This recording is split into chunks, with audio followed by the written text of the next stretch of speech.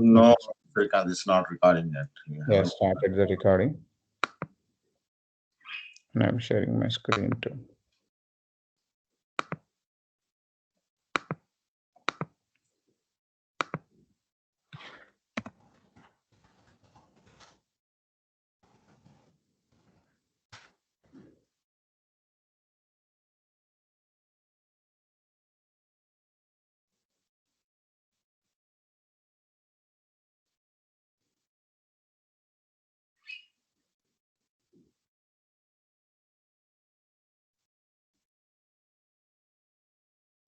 You guys can see my screen, right? So load balancers.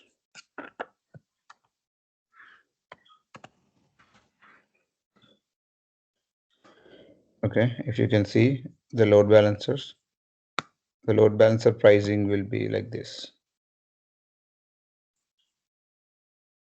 Load balancer, partial of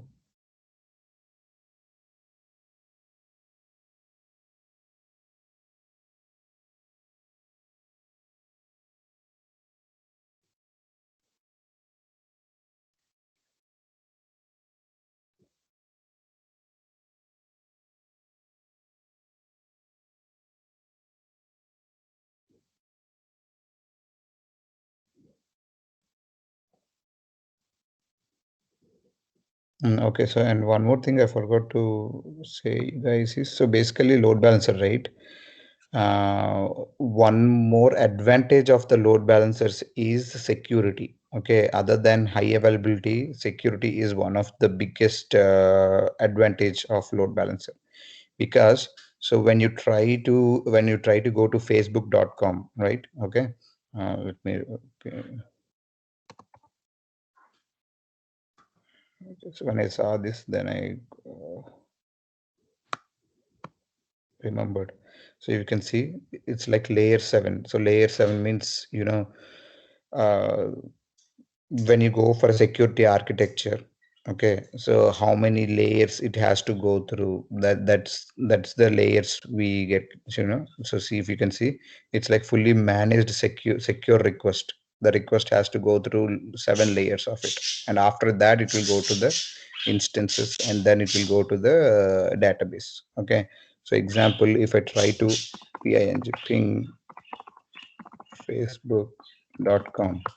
Okay, if I'm pinging the facebook.com, so I'm getting some IP. You can see the IP, right? 157.240.035. If hackers can able to get the IP, they can try to do some brute force, or they can try to do some hacking stuff. But here, what is the IP of your IP of this? What is this IP? So basically, let's go and take an example of yesterday's thing. Okay, initially we try to get to the application with two IPs. What are those IPs? I have it in my notes.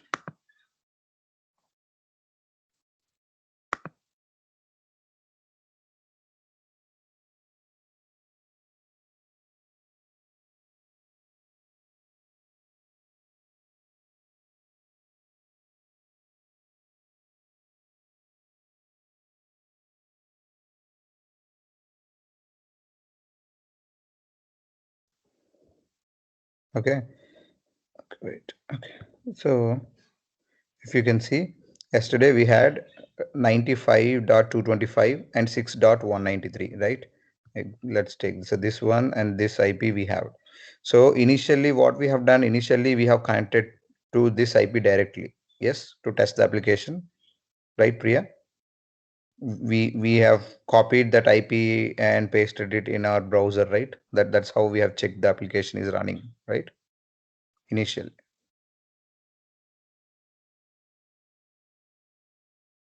Yes or no? Yes. Yeah.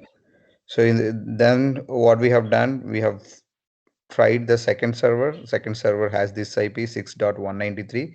We try to connect from there.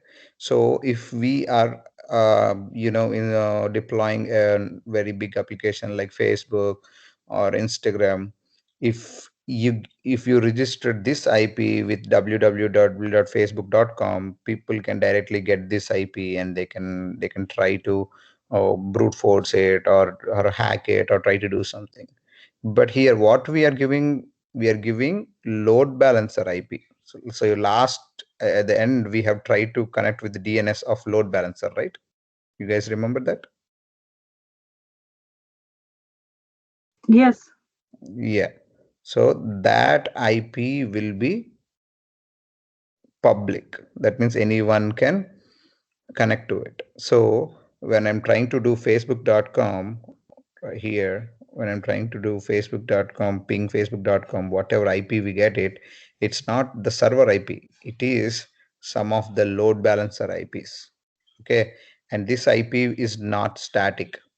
It keeps on changing because of the security, just like our RSA code. The IP of the load balancers are not static. Those are variable. Okay. So this is very advanced, guys. So when you work in any of the organizations, okay, and you have some applications and you have one customer and customer wanted to whitelist your IP. That means, as I told you, organization will have internal connectivity and they won't allow anyone from outside. But there are few companies who work together, right? Like, third party applications and all that. So how do they allow traffic between this? What they do is they'll say, hey, this is company A and this is company B and this is company C. What will say is the company A will say, hey, B and C, you are coming into a traffic, you're trying to connect to our this thing, or we are trying to connect to your application. What I wanted to do is, when the traffic is coming in, so I want you guys to give a single IP so that we will whitelist your IP. That means whatever traffic comes from that IP, we will allow. We will allow the traffic rather than blocking it. Okay. And you guys also know how to do it. I showed you on security groups, right? In the security group, you have added your IP. In the same way, you will add the IP of B and IP of C so that they can also connect. Okay, in that is for the instance. You can do the same thing on the firewall also, on the VPN also. Okay, just adding the IP is called whitelisting the IP, nothing more than that. So it will ask for it. But when your application is like secure and you wanted to do it on load balancer, the IP keep on changing, right? Then you'll give one IP and it will connect. And next time when you come with a different IP, A will say, hey, B, organization B, we have already whitelisted your previous IP. Why are you getting like, other IP right now? Then you will say like, no, our load balancer will give different IPs for this thing. It's a variable IP. It's not static IP. What do you do at Wait, that? Mhm. will the load balancer work on dynamic IP address? Yeah, all the load balance are dynamic IP addresses except NLB. NLB, network load balancer, has static one. So if you wanted to, if someone want to whitelist, okay, whitelist this IPs, what you can do is you can create ALB, all right, ALB, and you have your applications here. Okay, this is instance 1, instance 2, instance 3. So you have a customer and the customer is using this application and they want to whitelist the IP. So what you need to do is you can create an NLB here, NLB on top of ALB. Okay, so that you can give this IP, which is static, to the customer. And here, whenever there is a change in IP, that IP will be registered to NLB, okay, through Lambda. Okay, we can write a Lambda function. What it does is, whenever there is a change of IP in ALB, register the new IP to NLB. So that's what it does. it does in the backend automatically. So this is called hybrid structure, hybrid load balancing. Okay. Let's see.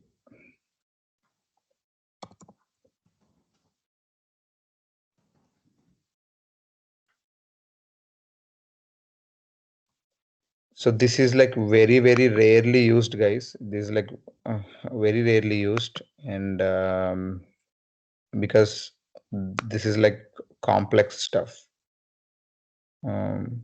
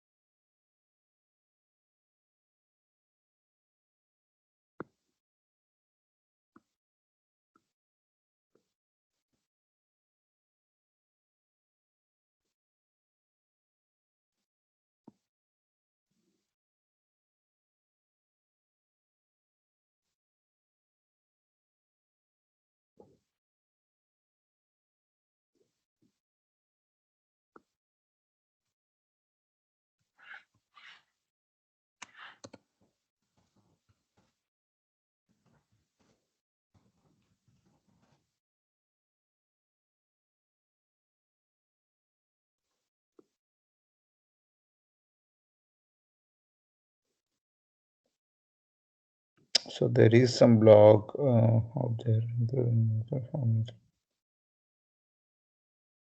Yeah. So if you can see, this is the documentation they have given for it. Either you can use global. Previously, Deepka have asked, right? When it is different region, you can use Route 53. In Route 53, global accelerator is the thing which you need to add for different these things. So for using the static IP, you can also use AWS Global Rotator, Global Accelerator.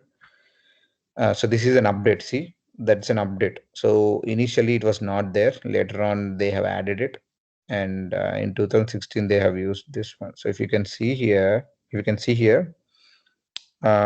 this, right?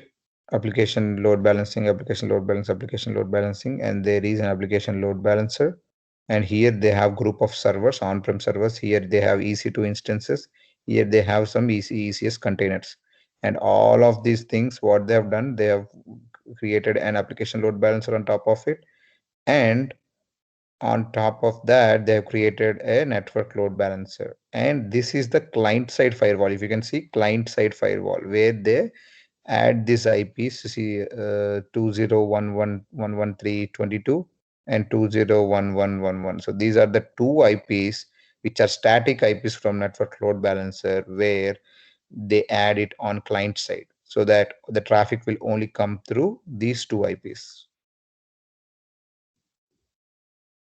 Okay. And what, see, if you, I told you, right, lambda function is what it does. So what it does, lambda function will check the CloudWatch metrics, CloudWatch, and what it does, what are the IP address of the application load balancer. So the lambda function will go and check the IP address of the application load balancer by DNS lookup. And what it does, it will automatically register and deregister it. That means it will deregister the old IP which is gone and register the new IP which the ALB get it, and then it will register to the network load balancer. Okay. So these are the things we do. We create an IAM policy to connect ELB and CloudWatch and all the stuff, and then this is the complex one. See, if you can see, this is the lambda function. Lambda function, we are writing the code to get CloudWatch events and the CloudWatch logs, and they put the whole outputs in Amazon S3 as a log. So this is how we do it. So in one of our in one of my project, I have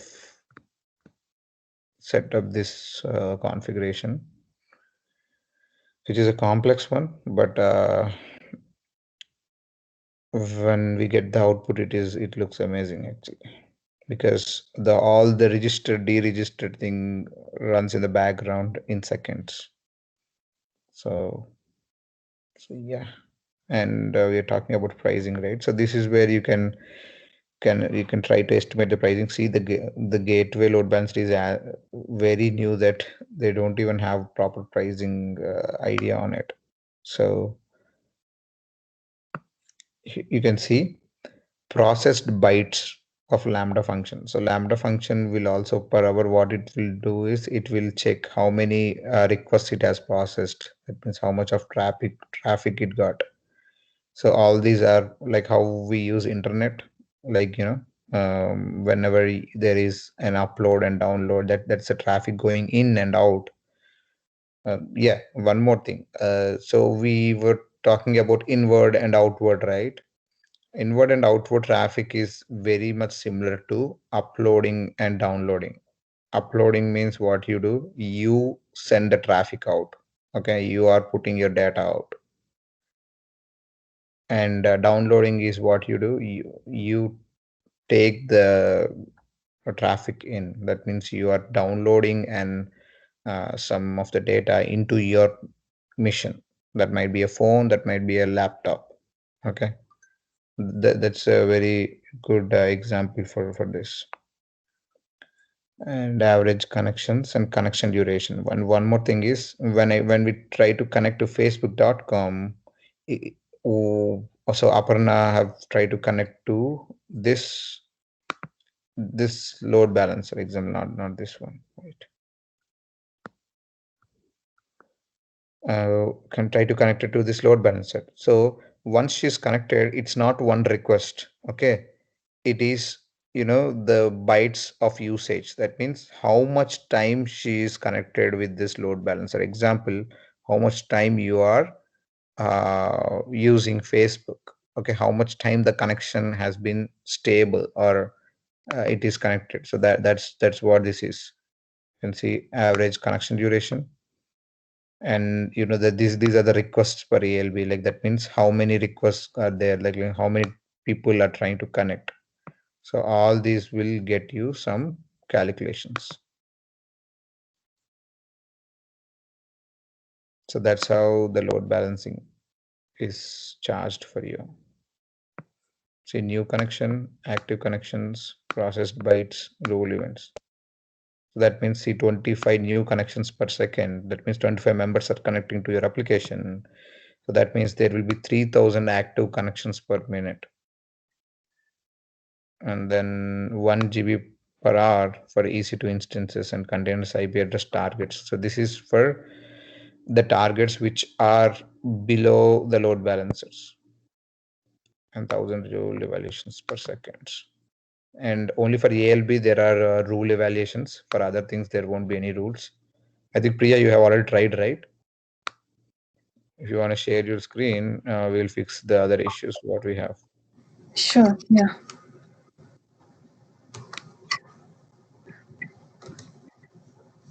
And these are the regional service list. If you can see, you can change the region and see what are the services offered in different regions.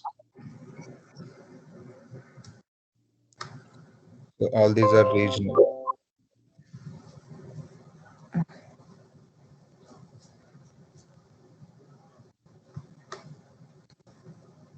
Now so search for,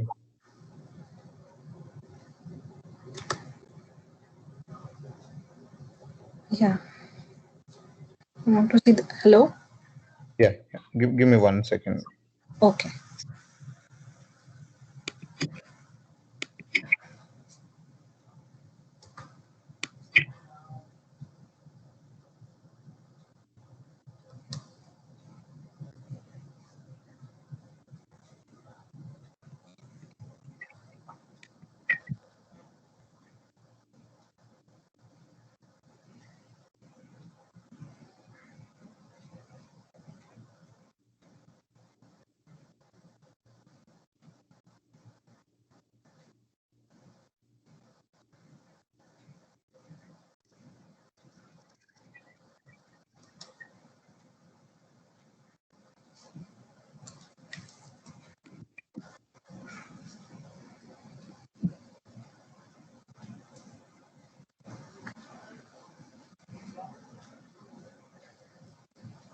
Yeah, share your screen.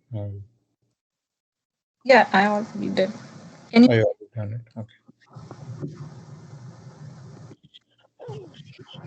Okay. Yeah, so this one was for NLB. Mm-hmm.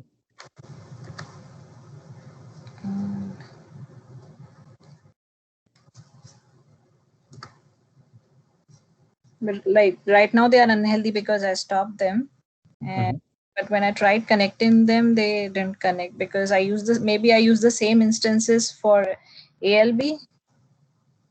No. It won't be like that. Go to the monitoring.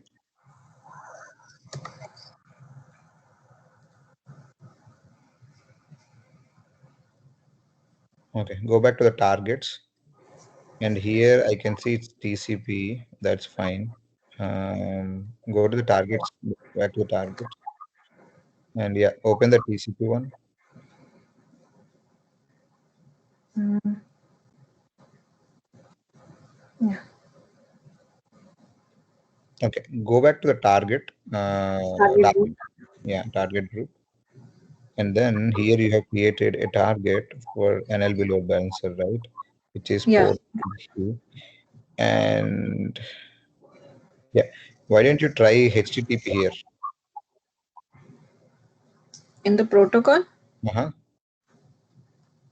For the target, you keep HTTP. For the load balancer, you leave it as TCP. Where- You won't be able to edit. edit. Yeah, create a new group. You can delete this group. Okay.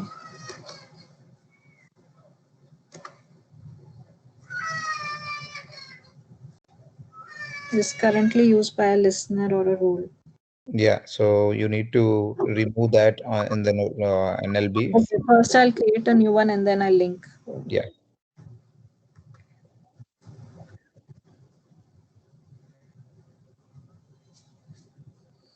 This thing is fine. Yeah, you can leave it in that way.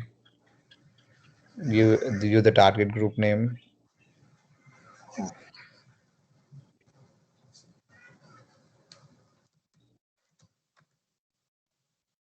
Yeah. And also see the health checks. There you can try to give index.html.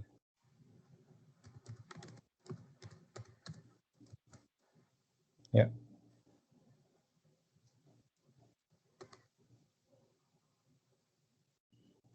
Yeah. Select it. Select those both instances. Both are running, right? Yes. Yeah. Okay. But here I need to connect them. Like I No, think. there you don't need time. That's fine. Yeah. Create group. You know the applications are running, right? Application is running.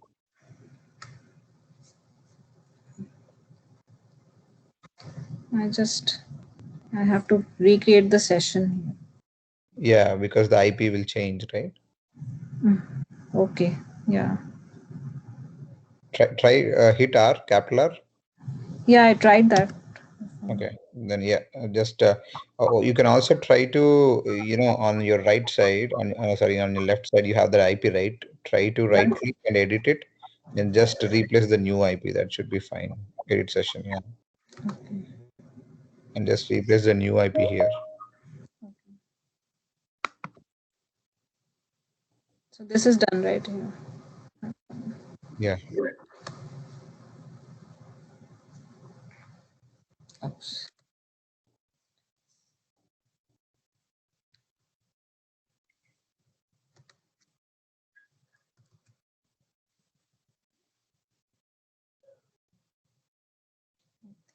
This one. Okay.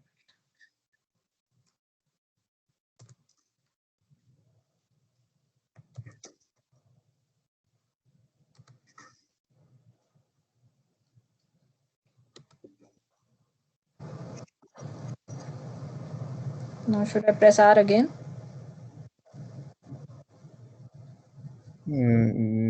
not R. Now, yeah, you need to double click that. Yeah, double click. Yeah.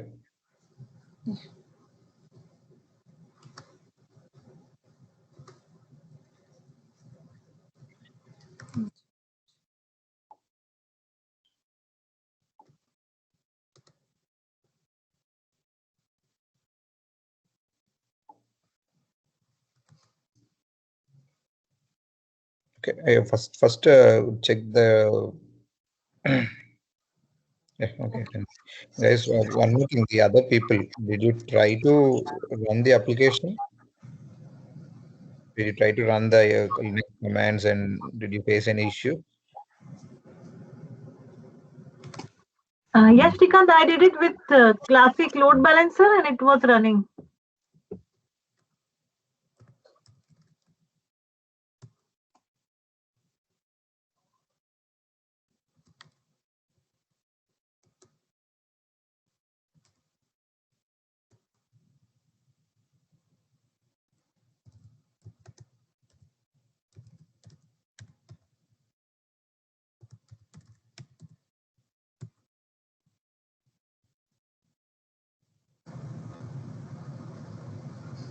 Okay, already installed.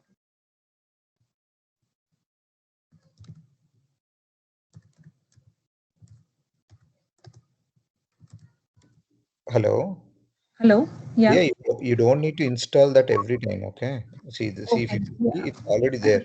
So once the Yes. Yeah. application is installed and deployed, what you just need to do is check the status of it. Okay. I don't It's, even have to start it again. no, status. Check the status.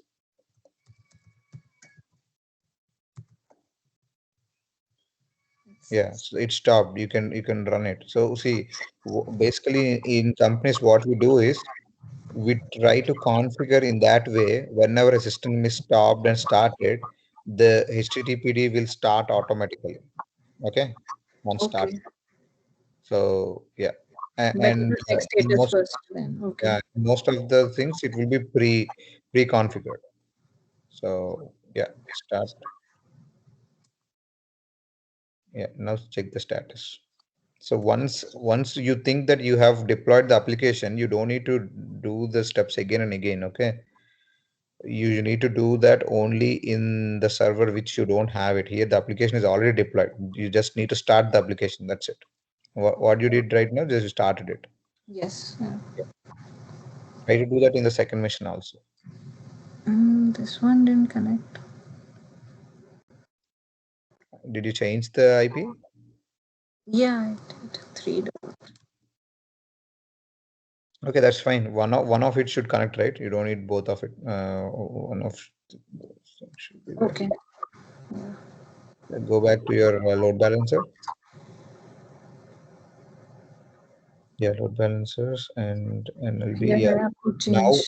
yeah, yeah. Add listener. No, not add listener. You need to just change the. Go back.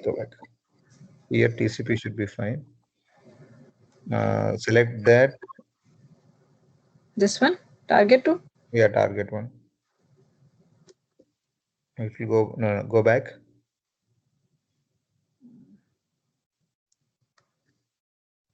Select the listener, and then you'll have an option to edit. Select the listener.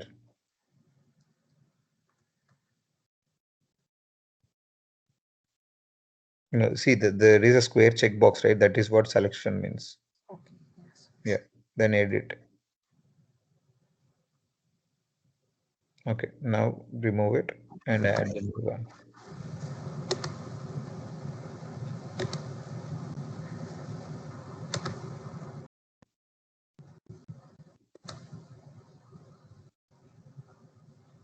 Okay, try to see the protocol. Okay, and I got try to see the protocol. Do you have anything? Try UDP. Try UDP. UDP. Yeah. Yeah. Uh-huh. And now try to select the and UDP change to 80. Yeah, now try. Okay.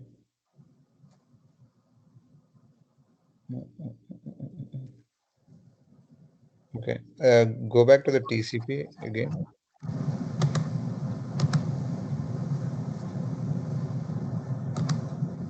Okay. Try target 2. Yeah, and accept it.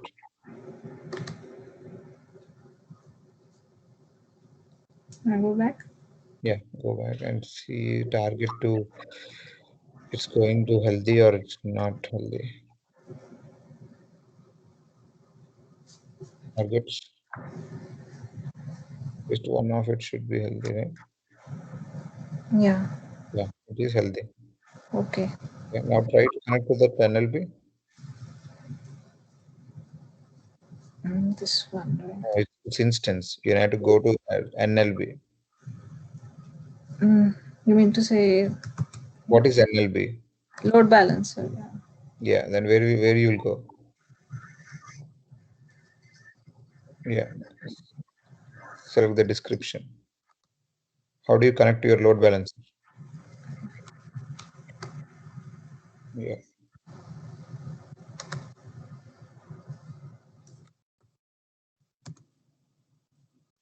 Yeah. Yeah, you're able to connect, right? Yes. Yeah, so it is TCP/IP, TCP/IP. You don't need HTTP also, right? So when you're using TCP, that means you can use any port on the TCPs. So you are using TCP/80 port as HTTP port. Okay, we're not saying it as, hey, I'm using HTTP. We're saying it we're using TCP, but you're using port 80. So the connection should be straight. Okay, because it's a web application, it's not an good scenario, like good usage of using NLB. But what I'm trying to say here is you can also do with this one. Okay. Okay. Yeah. Yeah. Any more questions? So you try to do NLB, ALB, and classic load balancer, right? Elastic load Yes. balancer. Classic one we did yesterday. I tried these two today. Oh, good. So now you know how that works, right? On all three of it. So it is like very slight differences. Application load balancer will have listener and target group. Network load balancer also will have listener and target group. Application load balancer, there will be rules. Select the application load balancer. I'll show the rules. How you can change the rules. Okay, go to the listeners. Yeah. So when you select the listeners here, you can see that, right? So yeah, view and edit rules. So that one you won't see it in NLB. So here you can add as many rules as possible. You can, after rules, there is a plus button. Can you hit that? We can say that if someone try to do this, try to route it here. Can someone try to hit this URL? Try to go to different port.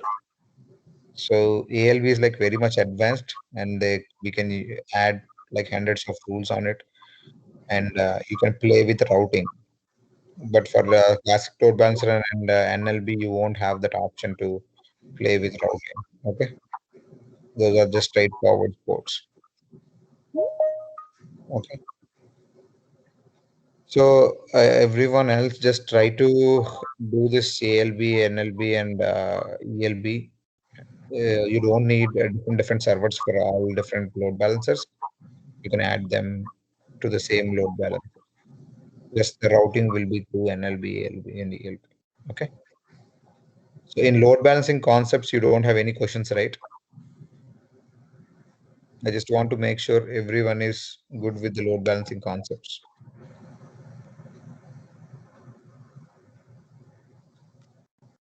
What are the security policies in that? Just remind me. What are the security? I didn't get your question.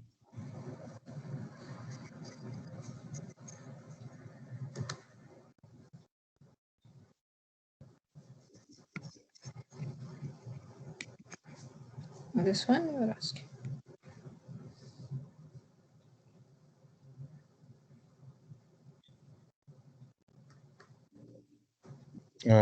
Is it Syed or Muhammad who asked the question? Me, it was me. Yeah. Who is that? Me? I didn't. Muhammad? Yeah, Yusuf, yes. Yeah. Yusuf. Not Mohammed, Yusuf. Okay. So Yusuf, when you're saying security policies, I don't know what is security No, policy. no, no. While making the groups and all, what will be the security policies in that? This is what I'm asking. It's a simple question. That's what I didn't understand. What is security policy? Right. Okay, maybe I misunderstood this. Okay, I will. Don't worry about it. Yeah, if you have questions, just give me like if you can give example, I can explain well. So basically, there won't be any policies, security policies. The policies what we have are for IAM. Whatever we have right now in AWS is security groups. We don't have security policies in it. If you're talking about any different company policies, type of security No, policies, no, no. I'm talking about the load balancer. In the load balancer, why you making it the load balancer in the servers? So what will be the security policies in that? This is what I mean. security policies. Okay. So I still didn't get your question properly, but security, there will be a security group. As I told you previously, it is very much secured only because you don't expose your server IP. You don't expose your server IP. You are exposing only load balancing IP, which is public to it. And coming to security policies, I don't think there won't be any security policies. There will be security groups where you can either whitelist an application or whitelist an IP or whitelist a port or block them. So that's the only security thing you have on load balancer. Okay. Maybe he meant to say the SOP around this whole load balancing. What is SLP? SOP. So basically, you have any criteria defined on what needs to be done if this goes wrong, and what are you have policies around every steps of implementation, right? So that's what he may be referring to. I don't know. Yeah, see, I mean, load balancer itself we are creating when there is something goes wrong. But in load balancing, I don't think there will be any availability issues or this thing. This is just like, it's a switch how what we use in network side. So when there is a connections, traffics, you can try to uh, balance the traffics between two different servers or three different servers or 100 different servers. It's just like a switch what we use in the network. So if you don't want the traffic to go in one of the instances, you can unswitch it. And one of the best use case other than high availability for the load balancing is we can also try let me share my screen. Yeah.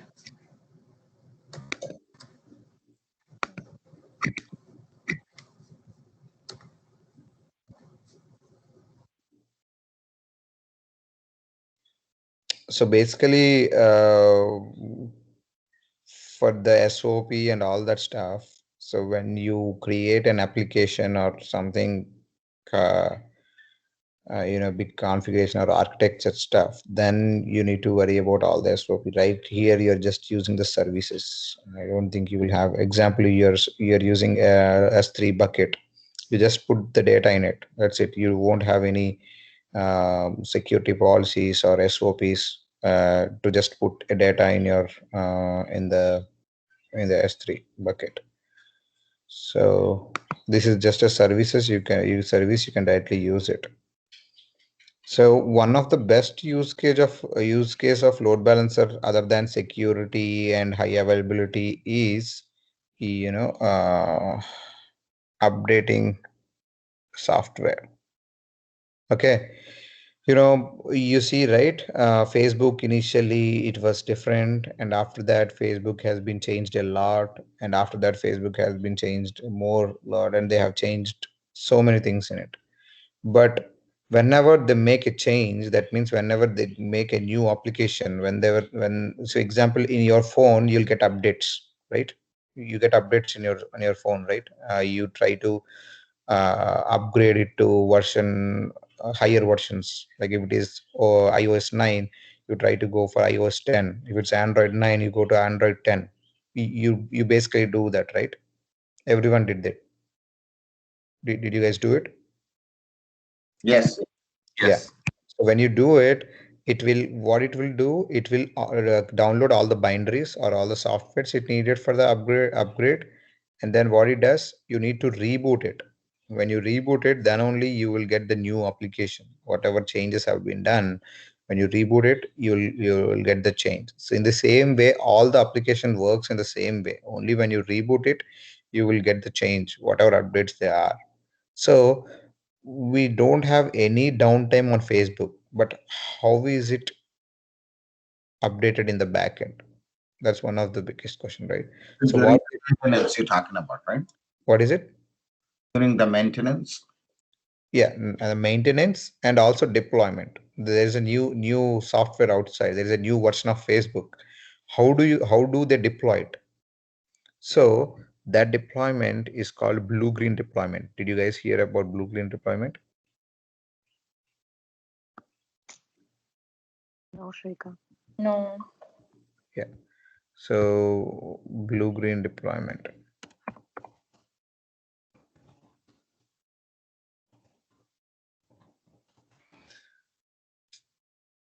Basically, what is blue-green deployment is, see, all this is not AWS, but I'm giving you just a regular idea. So when you have a load balancer here, right, and you have applications, just simply just take two applications, okay, two servers. You don't need more servers for it. Two servers, and this is application, and this is the same application. So load will be routing through this one. So what we do is basically whenever there is a new version, so here example right now it's running on version 10, and this is running on version 10. So what we do is basically server 1, this is server 2, this is server 1. So what we'll do basically is we try to disconnect this application, this server from the load balancer. So still whatever users will be there, they will be connecting to application 1, which is version 10. Sorry, the server 1, which is version 10. Meanwhile, what they do is they restart this server, update and restart this server, and it will update to version 11. Okay, and what they do is they try to connect this back, and they try to disconnect this, and then this they will update. So you might have also identified or seen that some of the users got version 10 and it is rolling out. For the some of the users it didn't get it, right? Not everyone will get at the same time. What does that mean in the back end? That means few servers, like example server 2 we have updated with 11, right? So the gap between updation of server 2 and updation of server 1 is where you find that means like they are rolling out. They say they're rolling out the new versions. That means they have done for server 2 and they have kept it back. So whatever users they're connected to load balancers, load balancer, and connected to server 2, they will get version 11. Whatever users are connected to server 1, they'll get version 10. Meanwhile, what they'll do, they will also drop this, they'll update it, and they'll put it back. So that's called blue-green deployment.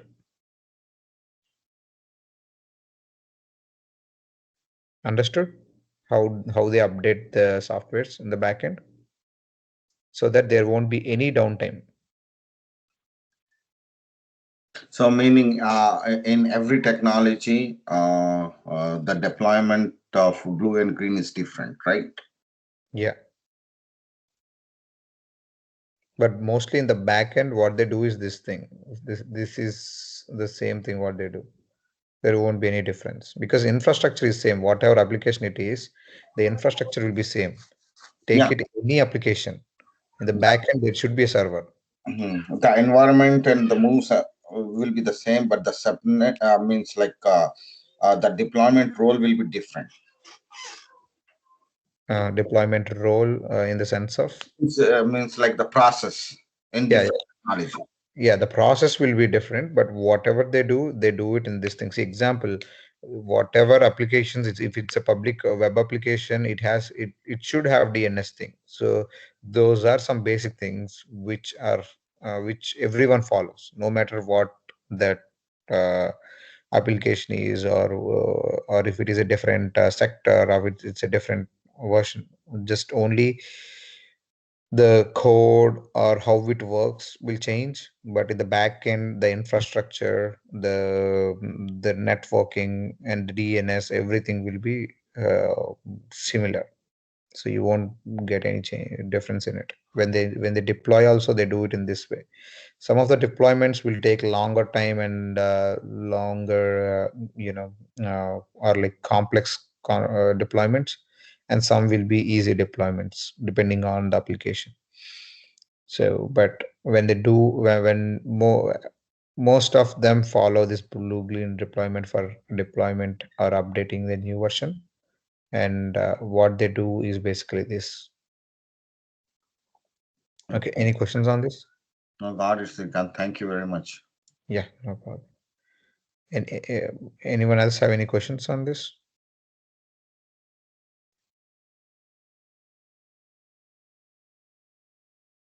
Okay. Next topic is auto scaling. This is also a very, very, very important topic in AWS, auto scaling. What is auto scaling?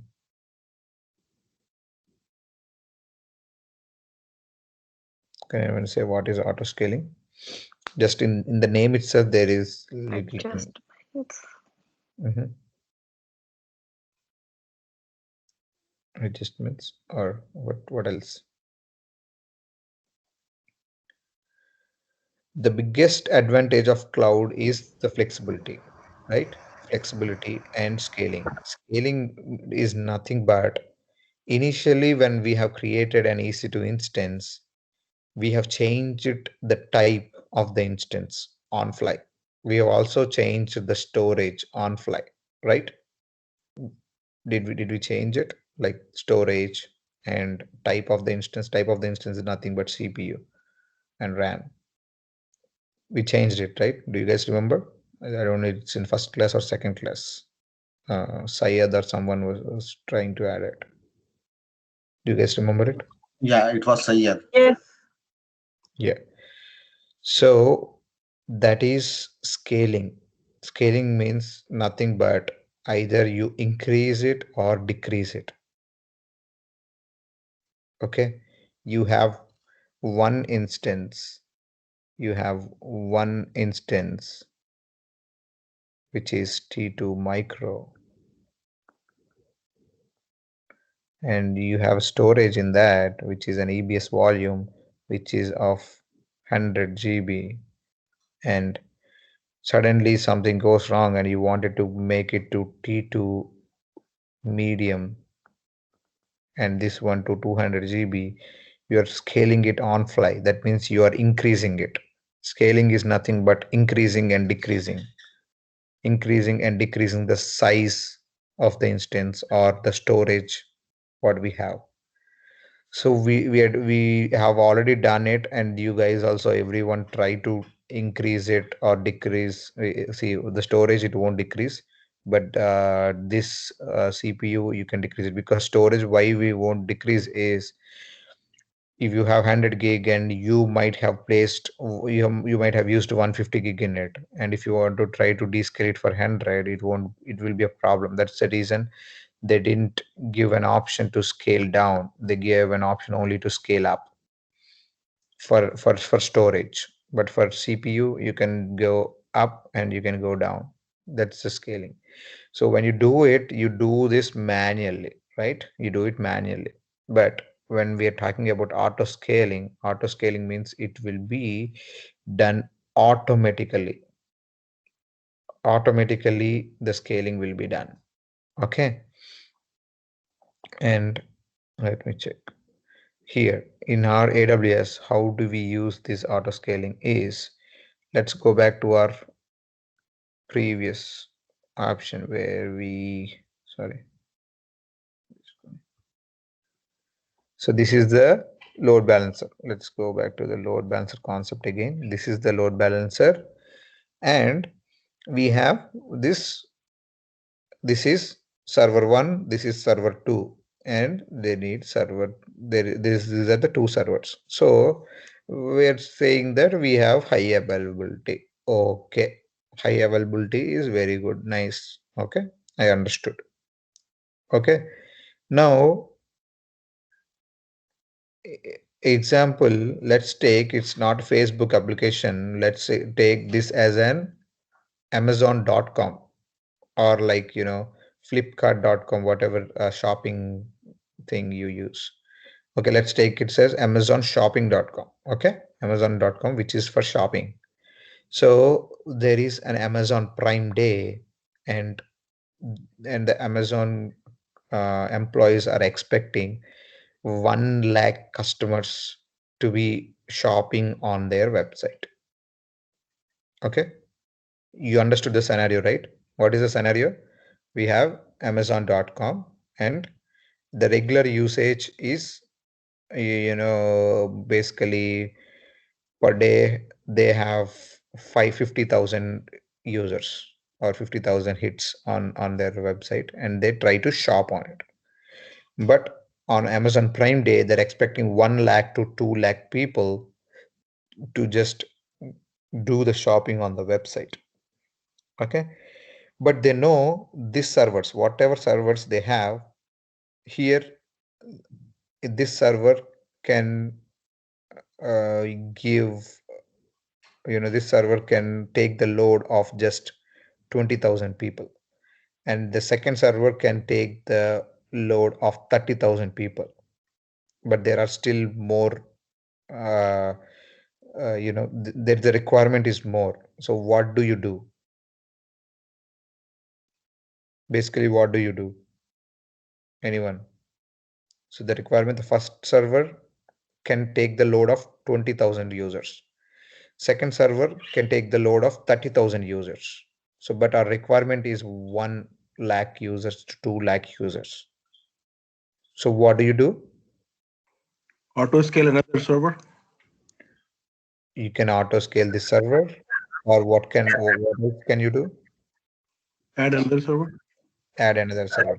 Add another server. Like how many servers you will add? 2 more. Okay, 2 more, which are 30,000 users and 30,000 users, which will go to 60, and it is 1 lakh. What if we get 2 lakh users? So if we add 2 users, how much it will be? This 20, this 30, this is 50, and 2 more 30s, which is 60. So completely, we can take the load of 1 lakh 10,000 people, right? Is it correct? Yes. Yeah. So 1 lakh 10,000 people. What if there are 2 lakhs people? There are 2 lakh people who hit. This should be capacity rebalancing.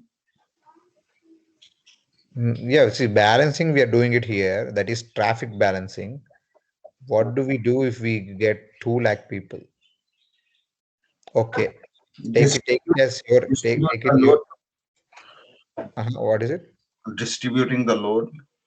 No, yeah, we are distributing the load, but what we are expecting is at one point of time, we are expecting 1 lakh people, like 2 lakhs people, like 2 lakh users. We have already distributed 20 people, 20,000 people here, and 30,000 people here, 30,000 people here, and 30,000 people here.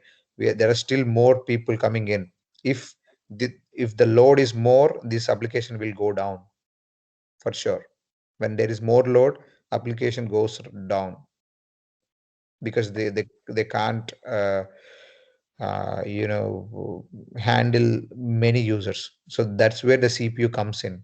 When the CPU means, people, this many people can, example, if there is an AWS server, just try to create one T2 nano server and try, all your 15 people try to connect to it, and try to do something, like example, put some application, everyone try to connect to it, and try like more people to connect to it, it will go down, because it cannot sustain that thing. the load.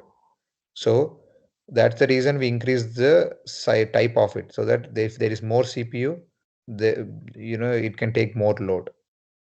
So okay. So here the scenario, we have added 2 more servers, and it takes 30,000 users. It takes 30,000 users, and we have more users. Okay, we will also increase one more time. We'll increase 2 more servers. Okay, and what we do? Okay, we have increased 2 more servers, and suddenly something goes wrong, or they have even the other one, what is opponent to the Flipkart, Amazon, there are some more offers on a different website. People have moved. So what happened to the servers? Those are empty, right? Example, it went back to 40,000 users. So all the servers whatever are there, they are of no use. Understood? So Mm-hmm. what do? You cannot sleep well. You will go and see, like, okay, if the people are there, if the people are not there, okay, when they're not there, you'll take those down. No, it won't be like that. So basically, that is a very big headache for the people. So what they do is load balancer, and they do it. And one more thing is, when you try to add the servers, what you need to do, you need to install the application. You need to install the application. Even the deployment has to be done, right? Mm-hmm. Right. So this is server 1 and this is server 2. And what we do at that point of time is we auto scale. Auto scale is what we do. In the auto scaling here, exactly what it does is we have an application. It's like Amazon application here, right? So what we do is, see, example, previously we have taken a backup, and what did the backup do? It has recovered the data. Okay. In the same way, if you install something, right? If you install something, some application in any of the instance, okay, and you take a backup of it, and when you relaunch it, you get the application also. Application is also nothing but a data, right? You're installing something, right? The storage, right? Yes or no? What application do, like when you try to deploy an application, what does it do? It will add some files in the OS so that the application will run, right? Yes. Yeah. So those files are your data. So that means when you install an application and take an AMI of that application, or of that server, when you try to launch an instance with that backup, you will get the application also. You don't need to reinstall all that stuff. There's a lot of time you can save. That is one of the biggest use of the cloud also. Right now, you guys have 2 instances. Take an AMI of one of the instances and relaunch it. And we can specify the size, right? You can specify the size. Yes, the hardware doesn't come with it. Okay, it's only whatever things are internal to the OS, those are the things you will get it back. Okay, this is how we can control. Yeah. So here in auto scaling, what do? We take an AMI, that is backup of this server. So when you're putting some uh, application below the load balancer, both the application will be same, right? It won't be changed. See, we have added server 1 and server 2 just for us to see the difference, but basically when there is a load balancing, it should be similar. Both of them should have same application. Okay, that means both this one and this one is identical. So you'll take AMI of one of the server, and what you do, you will say to auto scaling, hey auto scaling, what you do is, when there are more users, if this will take 20,000 users and this will take 30,000 users, if there are 50,000 users already, and if you see something is increasing, what you do is create a new server and attach it to the load balancer automatically. That's what it says. Only when it says, when it see if there are 50,000 users and it is still increasing. Either there are so many rules you can make it, like you can also say if CPU is 80%, add a new server. Okay. And you can also add a rule stating that if CPU is 30%, that means that went down, the users left and CPU usage is just 30%, remove this instance and destroy it. See how much money and how much time you're saving with it. You know, right? Taking backups, deploying the new service, and all this time, all these things take a long time. The IT people work 24/7 if there is a issue. Regularly they don't have any work, but if there is a work, they will do it continuously. You guys know that, right? Syed, Yosef, and Mohammed. Yeah. Yeah, work, man. Yeah. We work. What is it? We work. Yeah. Generally they won't be, but if there is some issues, they had to do lot of work. The Yep. deployment, all these things will take a long time. But here, because you already work in it, you know how simple this will be.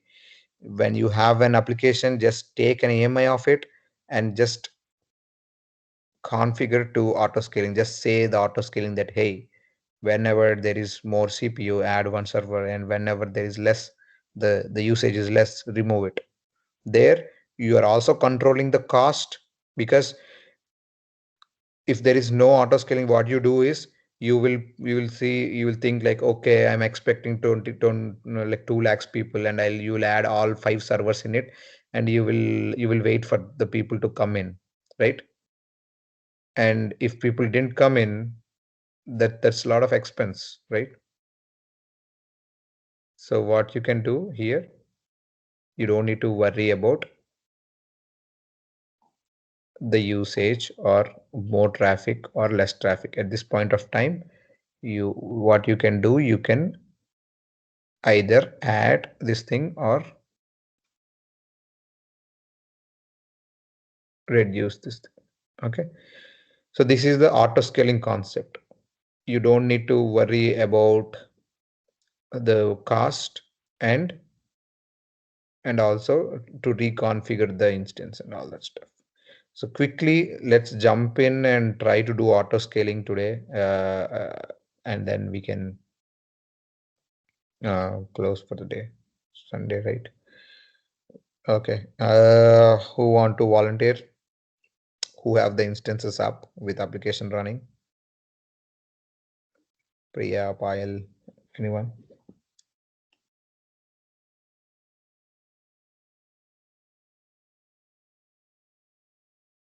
I guess Aparna should be okay.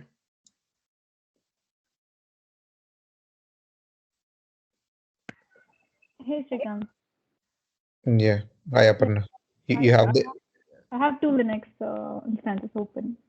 Oh, okay. You can share your screen. I'll guide you how to do it. Yeah, sure. One moment. We'll do auto scaling. Guys, observe this. This is little advanced topic, but it is very easy, straightforward. You know what is application. You have deployed the application. You know how load balancer work, and this is just an extension to use it better way. So the basics you know for auto scaling. So if you concentrate on this, it will be fine. And one more question: Did everyone try to do this auto scaling, deploying the application and creating load balancer? I only see Priya, Payal, Rajiv, Aparna, active participation. What about others? Leena, Salma, Syed, Yosef. Did you guys try it or you didn't try it?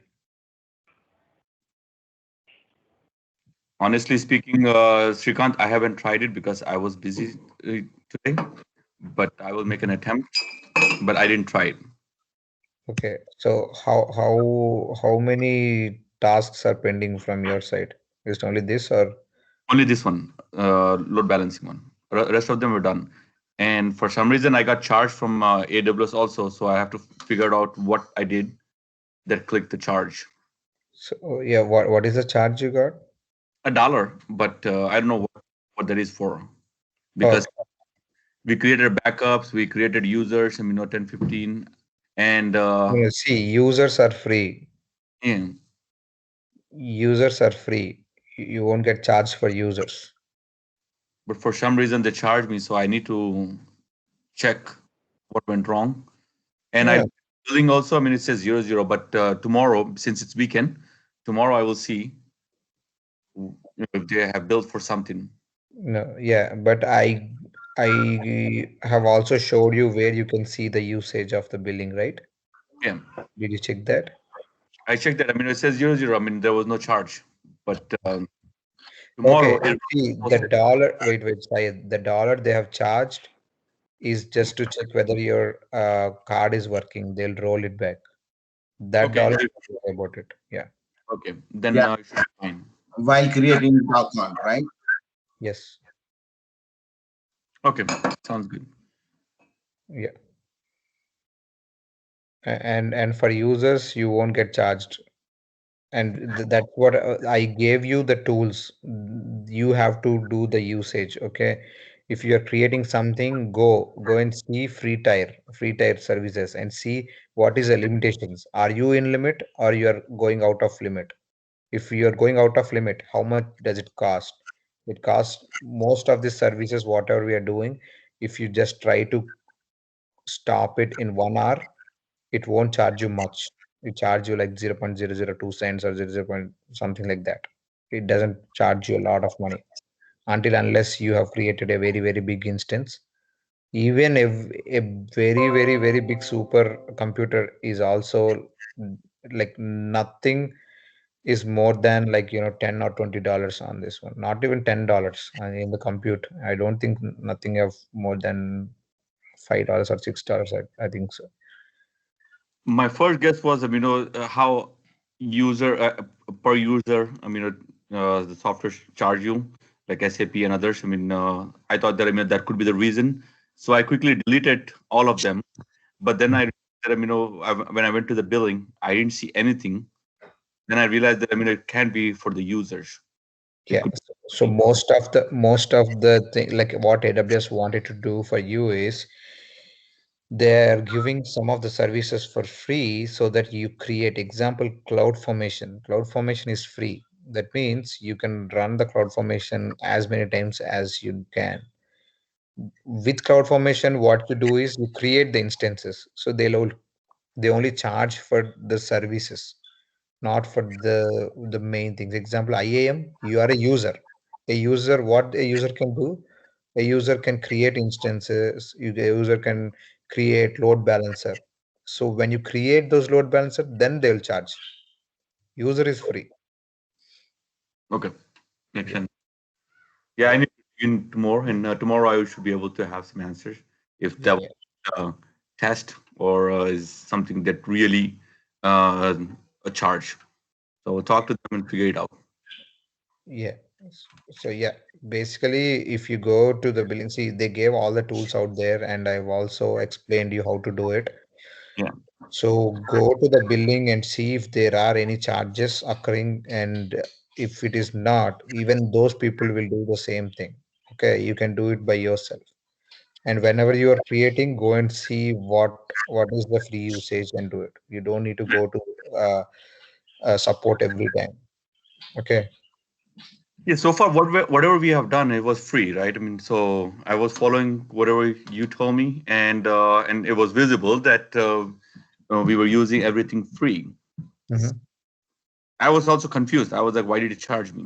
But Yeah, that is for the account checkup. See, that is a note you will get when you create the AWS account. There will be a small note there. They'll be charging $1 and they'll be rolling it. That's the note you need to When you create it, you can see that note.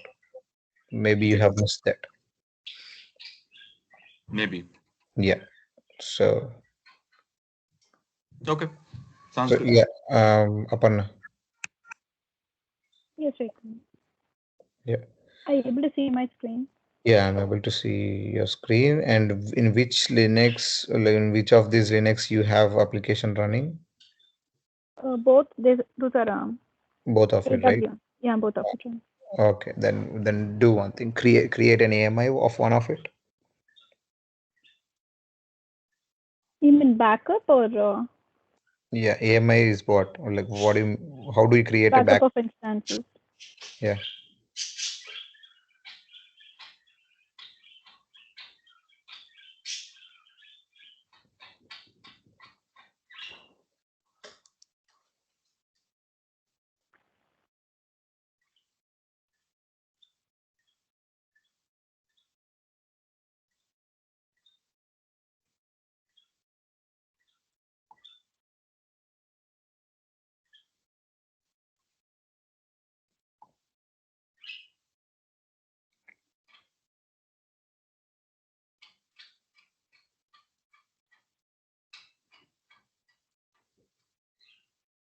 So I do have one. This is an old one.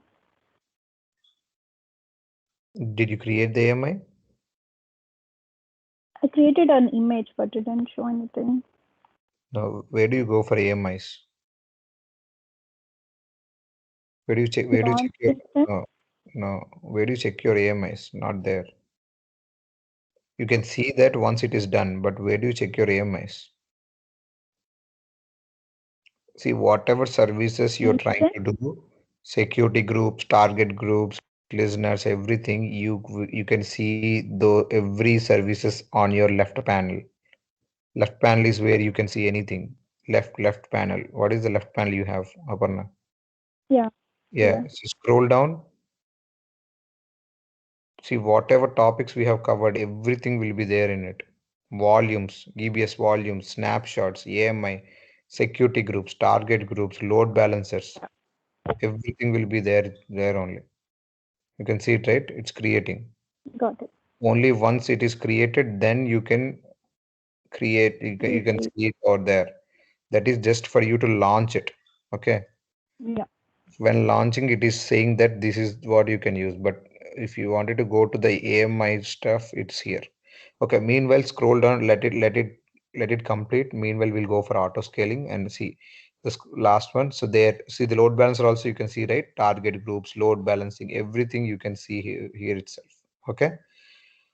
And now for the load balance auto scaling, yeah, create a auto scaling group. Okay. So in auto scaling, we have some components. Okay. One is auto scaling group and the second is launch configuration. Okay. So first thing what we are trying to do is we are creating an auto scaling group. Okay. Create some group.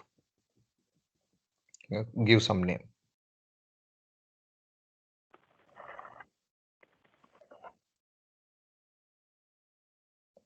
Yeah. And when you scroll down, see even for auto scaling, it is not it's not chargeable. It is free.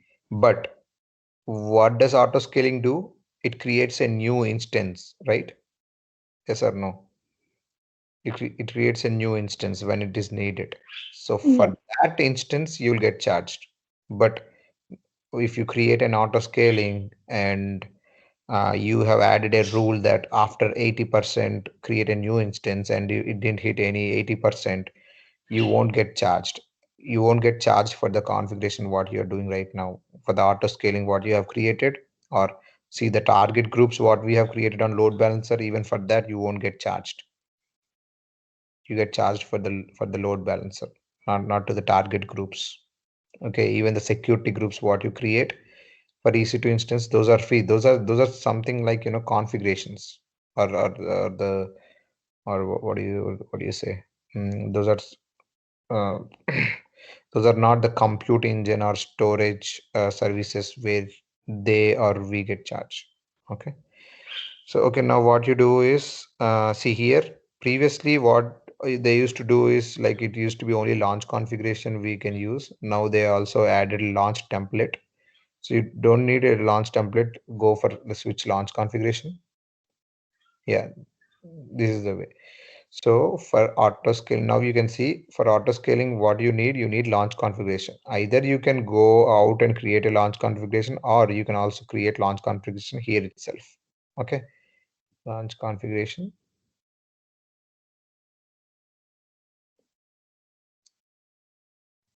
Okay, so this is the launch configuration here. Give some name.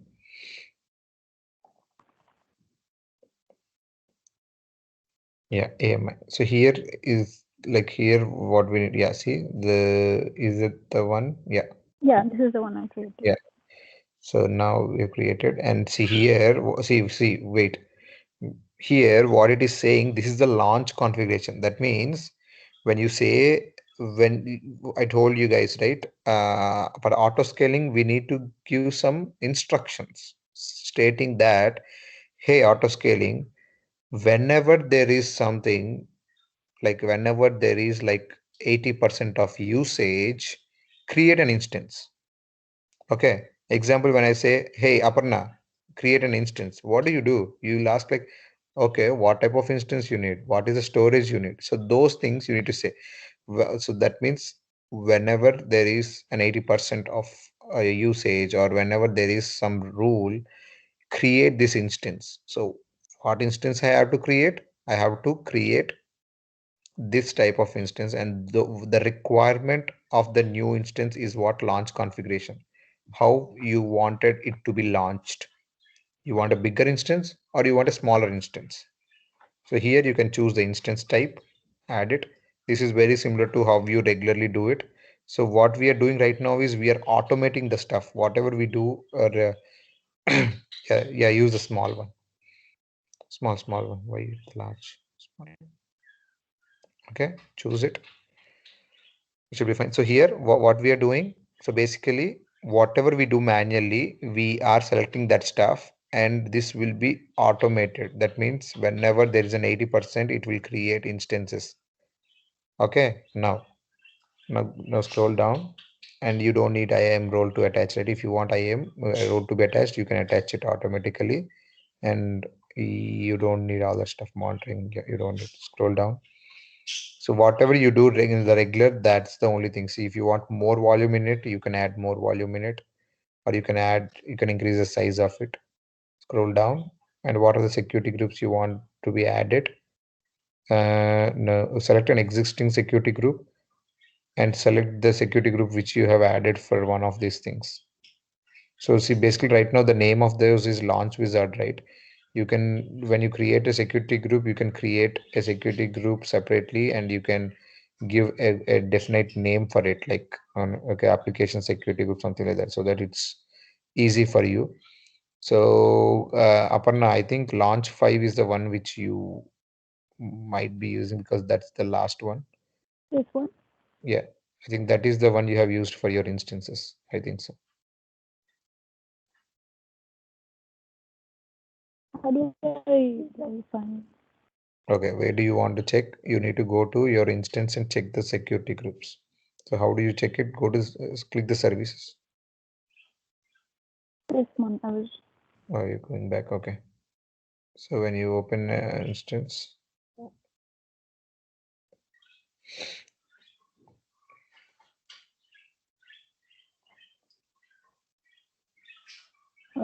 So I don't remember if I've selected one or two while creating the image.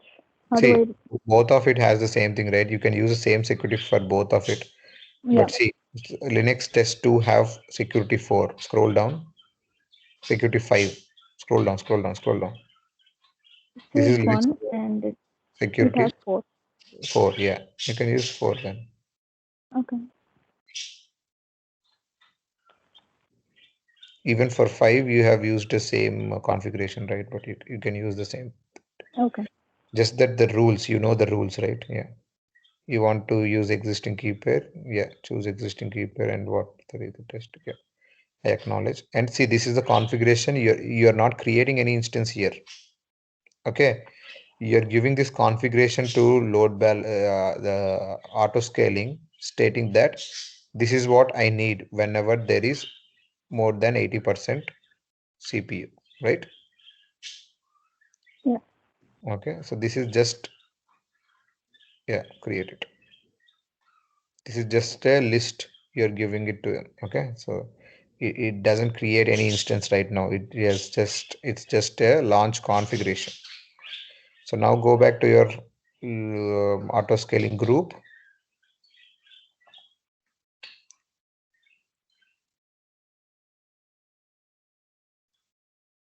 Create an auto scaling group. Give the name.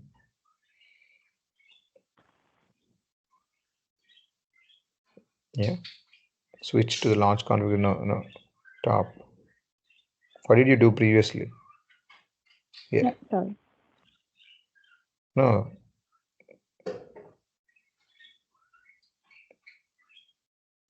I'm in launch configuration.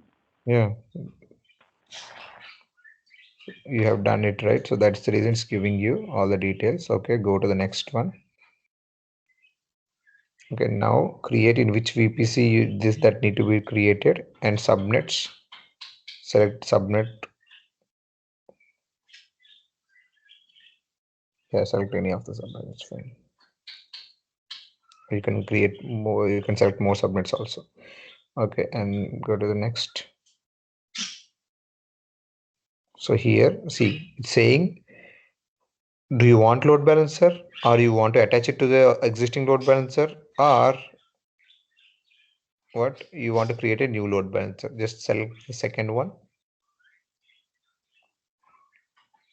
and choose which load balancer you already have. You don't have it. Choose the classic load balancer. I think you have created classic load balancer, right? Yeah. Yeah, select that. That should be, yeah, it will automatically do it. Health checks, that should be fine. Okay. Okay. And go to the next one. Yeah. So see here, this is the main thing for the auto scaling group. Okay. So coming back to our scenario, what did we say? We say, hey, whenever there is an 80% CPU, create a new instance. Okay, that is fine. So what it has to say? Okay, I'll create. So what if there is 80% and when I need to stop? Okay, that means like whenever there is an 80%, I'll create an instance, I'll create an instance, I'll create an instance. Like how many instances you need? 1 or 2 or 3 or 4? What is the limit? That is the maximum capacity what you give. So that means whenever there is an 80%, create 2 instances or create 3 instances, something like that. Okay, that is the maximum. Give the maximum for 2. So that means when there is, so maximum it will go for is 2. Yeah, minimum is 1. So that means minimum is 1. See, when you're saying minimum is 1, the desired capacity will become also 1. That means it will create an instance no matter what. Understood? It's not that there are 2 instances already. So here there is a desired capacity. Desired capacity is 1, which will always be running. And whatever the minimum capacity and maximum capacity is the ones which is variable. Okay. So the best usage of this is you have this 2 servers before, right? You don't need those servers. So you can put 2 desired capacity there, and this auto scaling will create a 2 desired capacity instances. And whenever there is an 80%, it will create more instances, right? Scroll down. So that you understood what is desired capacity, minimum and maximum. Desire means which is available all the time, which is keep on running. And when that instance get 80%, then only the other instances will be created. Okay. Now Got it. you want scaling policies. Yeah. If you want, yeah, go to scaling policies. Do I need to click target? Yeah, select. Yeah. So see, is the scaling policy. What does it says? Average CPU target value is 50. Okay. Whenever there is an auto, yeah, just say target CPU utilization. See metric type. Select the metric type. See, those are the metric things what you have. Okay. So the application load balancer request, if there are, that is the where application load balancer request count target means if there are more people, that means 20,000 people are coming in, then the requests will be increasing, right? So you can also give that count. Basically, most of the people use CPU usage. Yeah. Okay. Hit CPU usage. And if the average, no, target, change it to 80%. Only if there is an 80% of usage, that means lot of usage on CPU, then how many instances I need? I need 2 instances. 2 instances. Yeah, put 2 instances over there. Yeah, that's it. Looks like this is 2 seconds warm up, right? I don't think these are number of instances. No, instance need, yeah, 2 seconds warm up before, yeah, correct. When we have already given the instances on top, right? Maximum. Yeah, 2. Yeah.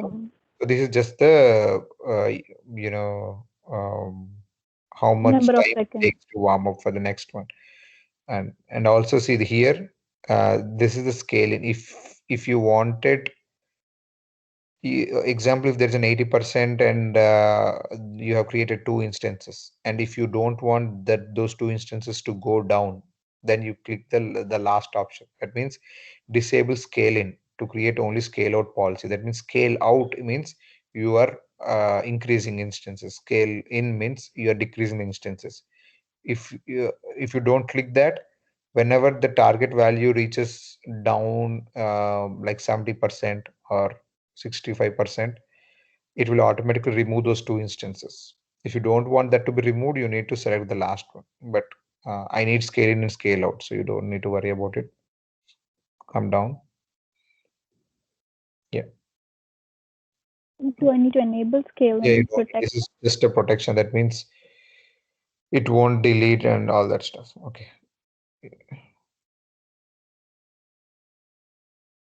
Yeah, if you want notifications. So one more thing is it will keep on if you put like just now we have added 2 instances, right? For maximum, if you put like maximum 50 instances or something like that, you need to know when it is creating it. So the add notification is where it will send you an email notification that, hey Aparna, as you said, 80% is done, so I'm creating an instance. I'm just letting you know.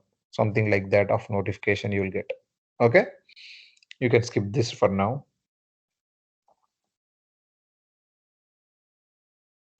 Okay, you don't need to add tags, that's fine. Next. So you need to review it. So that's your launch configuration. This is your network stuff. This is the thing. This is all the stuff. Okay, load balancer.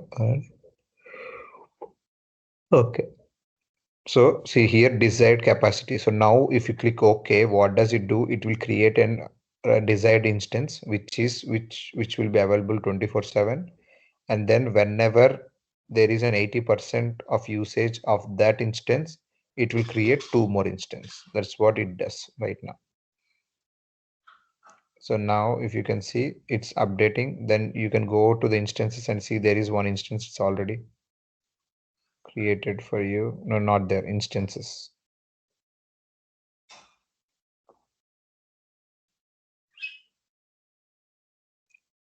Scroll down. Yeah, refresh. Not there, you can refresh here. Okay, go back to the auto scaling and see. Oh, yeah.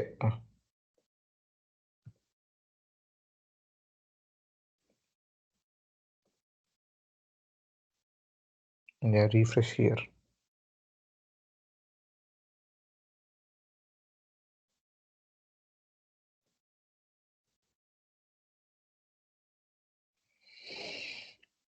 You see a refresh button on the console, right? You can use that.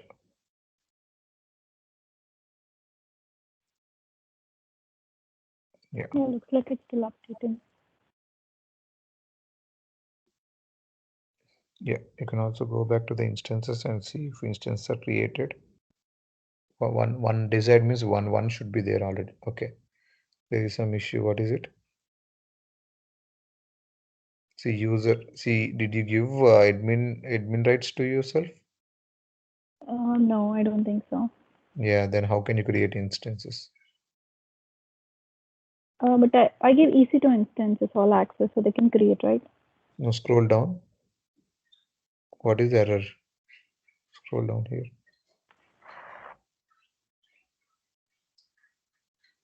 Can you scroll down, Aparna?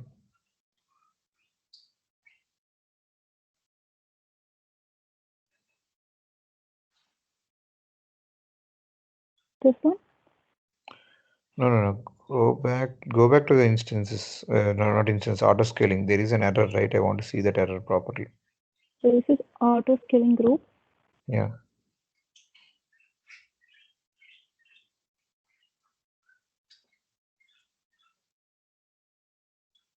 I think there is a lag in your.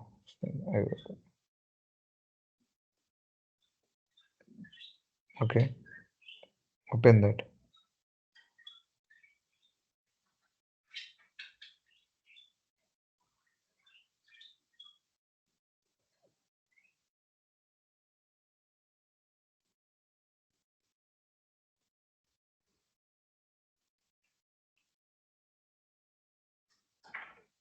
So how do I validate if it's Aparna, I think your screen, it is taking time for us to load. Can you stop sharing and can you start it again? yeah, sure.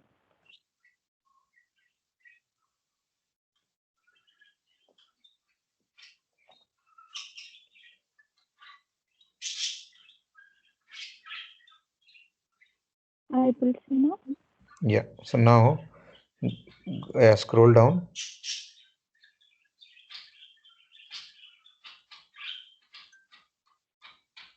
Are you scrolling down?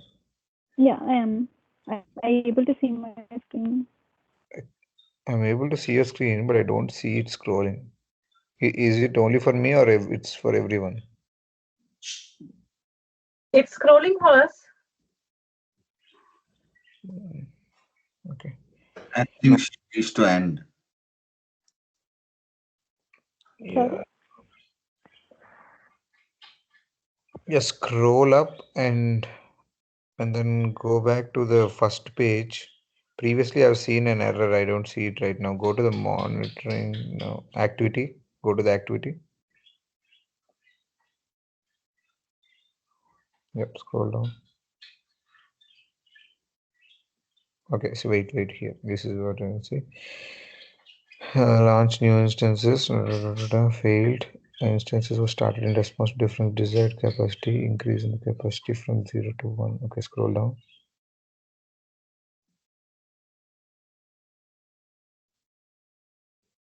Launching the new instance status. The request contribution is currently not supported. Please check the documentation. An instance was started in response to the difference from increase 0 to 1. Scroll down.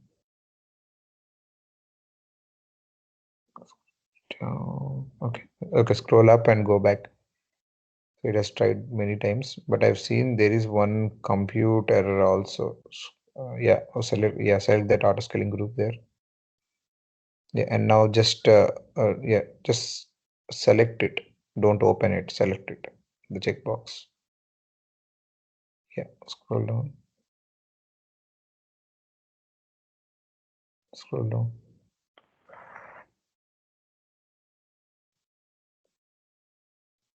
Scroll down.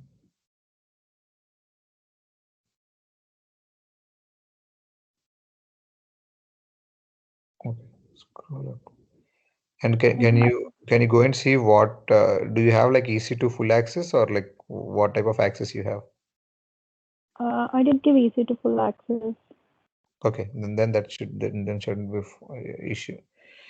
Yeah, and then scroll up and edit the auto scaling group, and we'll just make some changes. Okay, minimum desired is 1, minimum is 1, capacity is 2. This should be fine. Scroll down. Launch configuration is fine. This is fine. Scroll down. Scroll down.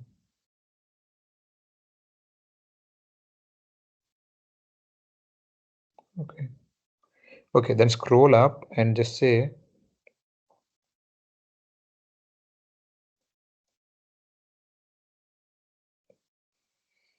scroll up and in minimum give 2 and maximum give 5.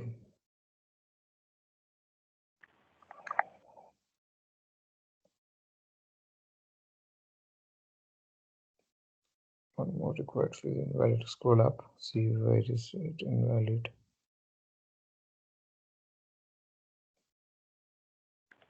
Okay, no. Then go for desired 1, minimum 1. Minimum 1. Yeah, I did get No, minimum 1. minimum one. Okay. And the desired should be? Yeah, maximum should be 3. Yeah, now try it.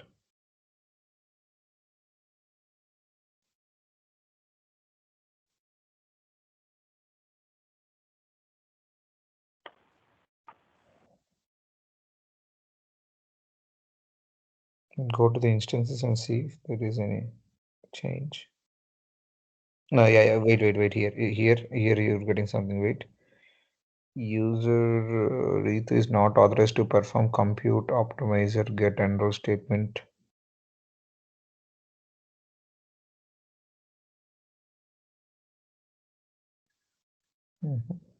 Just retry there.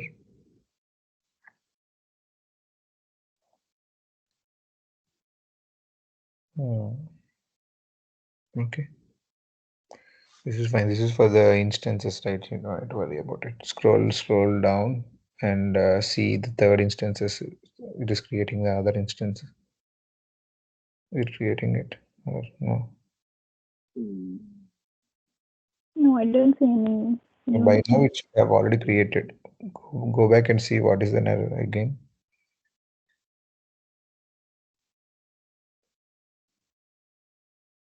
No, you're going to launch configuration. Yes, check the activity history. Yeah, here what is it saying? Launching a new EC2 instance status reason the requested configuration is currently not supported.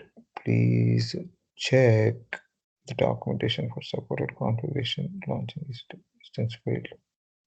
Okay, an instance was started in response. Scroll down. Scroll down.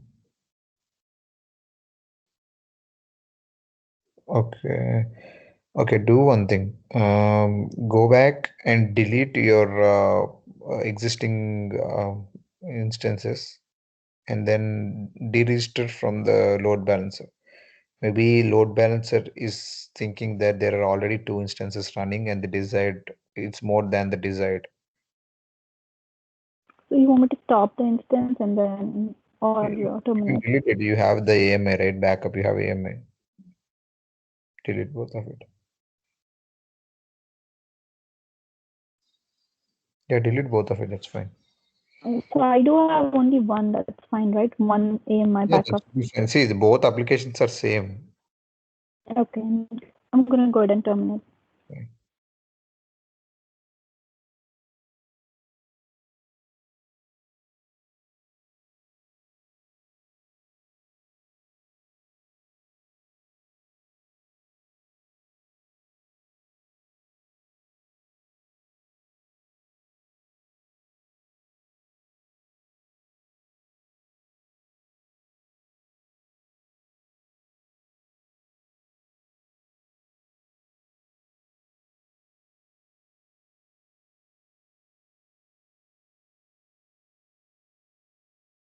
Yeah, both are terminated.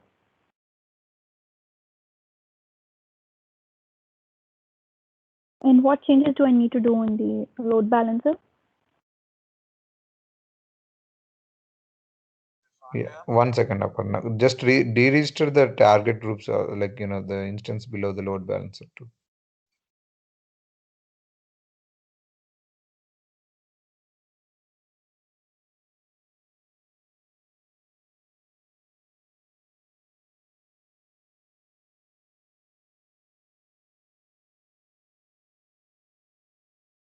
How do I do that? Can you advice.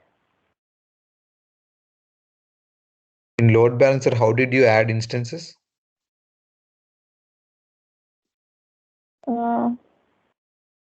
Select the instances. You created this load balancer. Yes. Yeah. So now the instances are not there here. Okay. Now because those are terminated, I think so. Did you tested this load balancer already? Because I don't see instances here. Yes, I did test. Excuse me. Okay. Oh, 1 second. See here you tested it with the instance. You didn't test it with load balancer. Okay, that is No, I did test. Yeah, okay. here the DNS. I did Okay. test. Then might be because you have terminated the EC2, it has gone. Okay, go back. Go back to the EC2 and try to check the auto scaling group and go to the instances.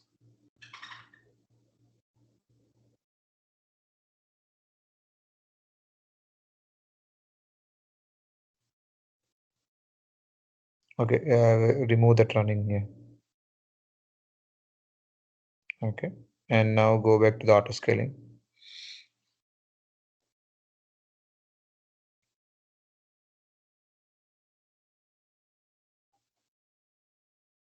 Still an updating. Okay, let's update the launch configuration. Maybe that is one more thing. Yeah, launch configuration. Edit launch configuration.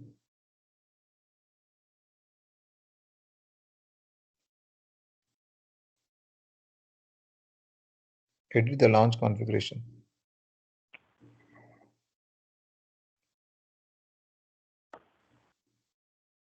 Action on top of it. Yeah. Okay, do one thing. Create a new create a new one, and then we can replace this launch configuration there. Yeah, give some proper name.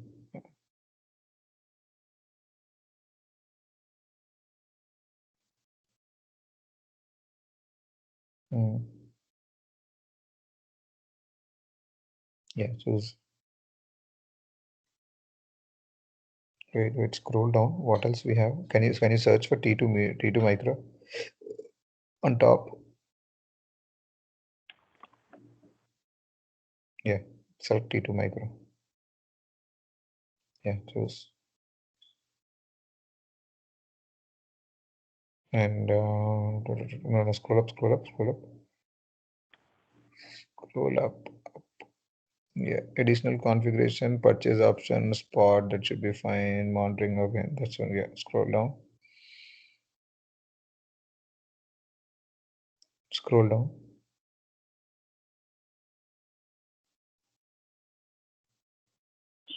Shall I select the launch wizard 5? I do. Yeah, 5 or 4, anything should be fine. Yeah, scroll down unless the port is open. 80, it should be open because you're able to connect to it, right? Yeah, scroll down.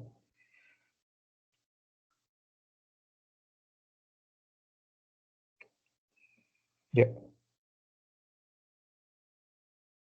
that's fine. Create launch configuration and change this launch configuration there. I think that is the A1 medium we have selected, right? So there will be some limitations with the instance types. Okay. Go back to the auto scaling group and then change this launch configuration. Yeah, select it first. Select it. Don't open it. Select it.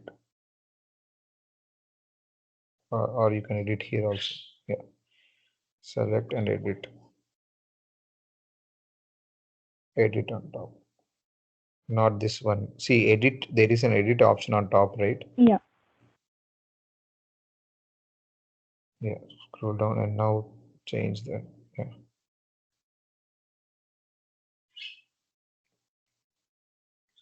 Yeah. That's it. Update.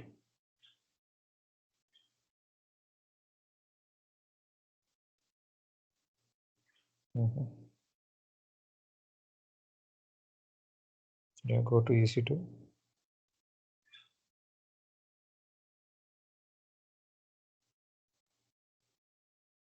Instances. Yeah, I see this. It's creating. Yeah. And also see if it is creating under the load balancer.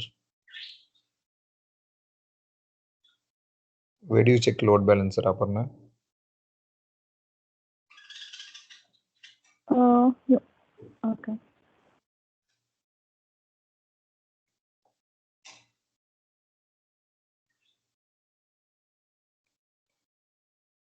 Where do you check instances in load balancer? Here. See. So it is automatically. So all these things are done automatically. Okay.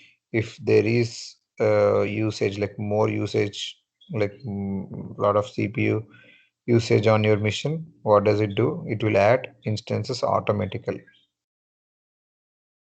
So since we give maximum of three instances will be created if it's more Yeah, than of 80% 80%. usage. Yeah, that is for every 2 seconds or like whatever minutes or whatever seconds it has. We have seen it. It will check for every 2 seconds. For every 2 seconds, it will create one instance. And how many instances it will create? Maximum 3. Right.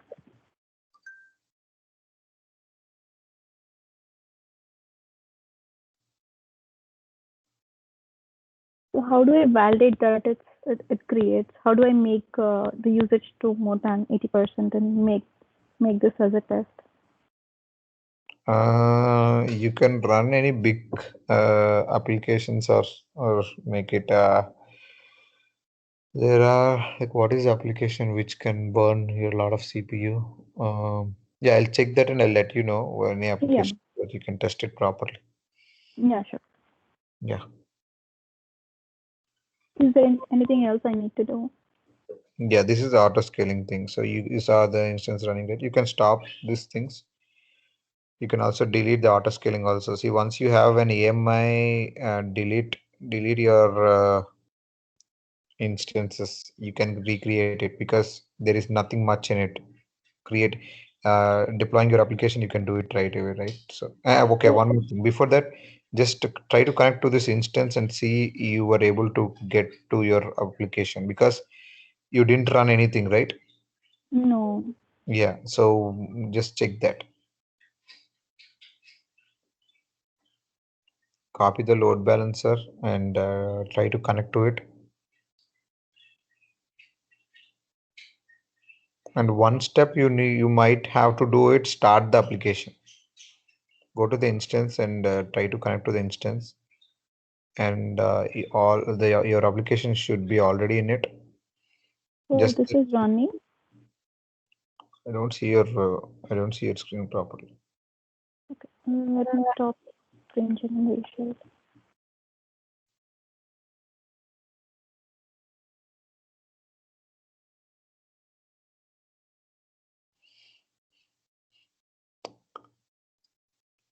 Are you able to see my screen now? Yeah, so it is running, right? Yeah, try to connect to this instance from Putty or MobiXterm.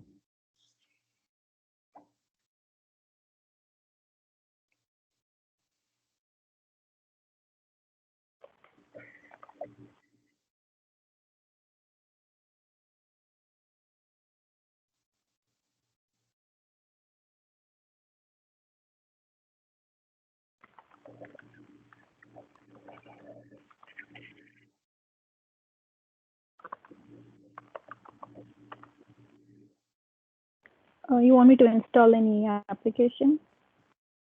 No, see, you have taken the AMI, right?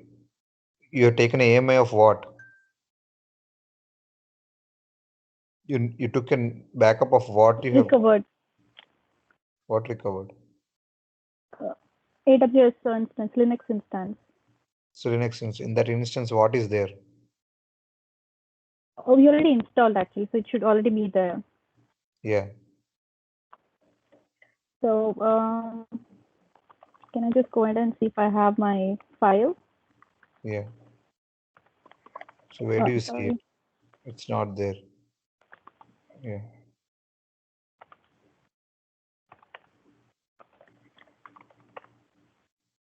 Yeah. Just LS should be fine now. You don't need to VI. ls is listings. See? Yeah, I see the file. Yeah. If you want to see what's in it, just for reading, you can do cat index.html. vi index.html is to edit it.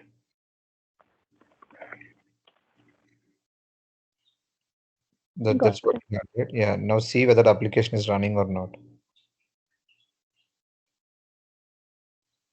How do you check that? Copy the IP address and add the port. I need to add the port, but see. Okay, wait. See, this is already connected to load balancer, right? Yeah, check the load balancer directly. Once you have the load balancer, try to check from load balancer itself.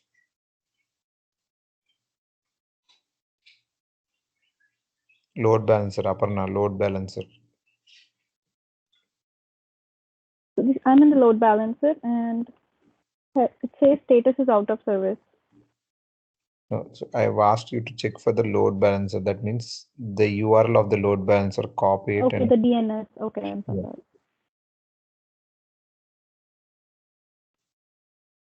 I'm going into this for some reason. Where do you see that? Scroll up and details. Details. Yeah. Expand the summary, instance summary. See, right now you're in EC2, Aparna. Why you're getting confused? So I'm in, this is the load balancer. Okay, test. Okay, sorry. So this is my DNS name to test. Okay, why is it not reachable? Go back to your console, not the instance thing, the party session. So how do you check whether it is running here? System.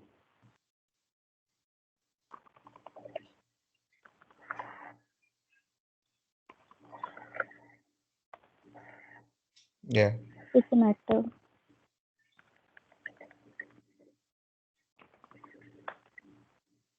Yeah. Now go back and reload.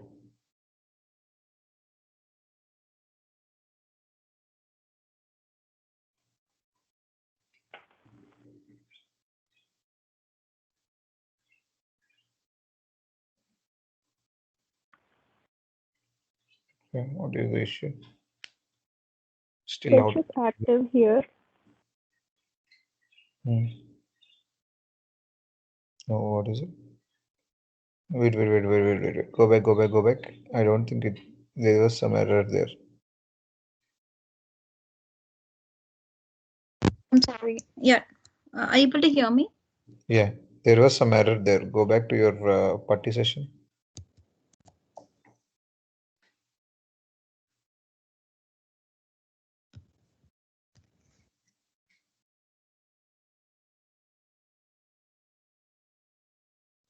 Try status again.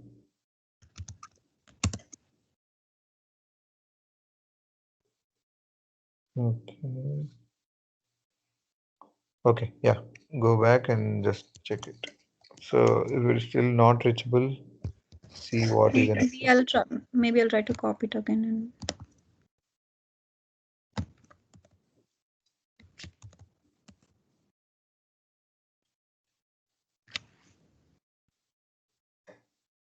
it says unable to handle this request.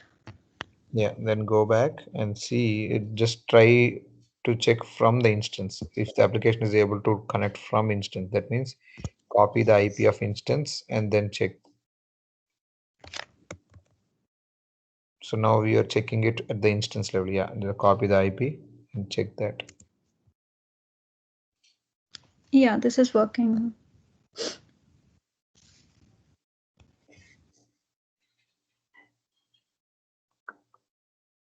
I don't see your screen.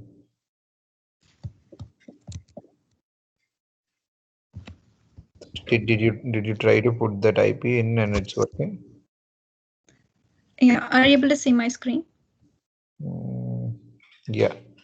Okay, so from the IP it is working. From load balancer it is not working. Go back to the load balancer and see the ports and all, everything is fine. So okay, availability 2A and out of service. Refresh here once. and you still see refresh.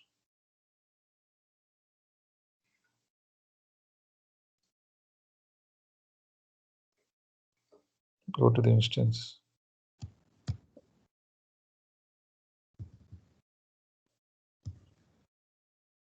Okay, so what we'll do is go to the health checks and see what is it checking for. Okay, port 88, remember this is fine. Go back to the description and see the security group.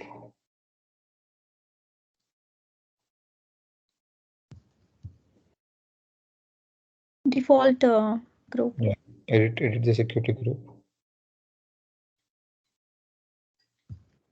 Shall I make it 4 or 5? Yeah, you can select as many as you can. No, keep that also. Keep default also. Yeah, add it. And now test it.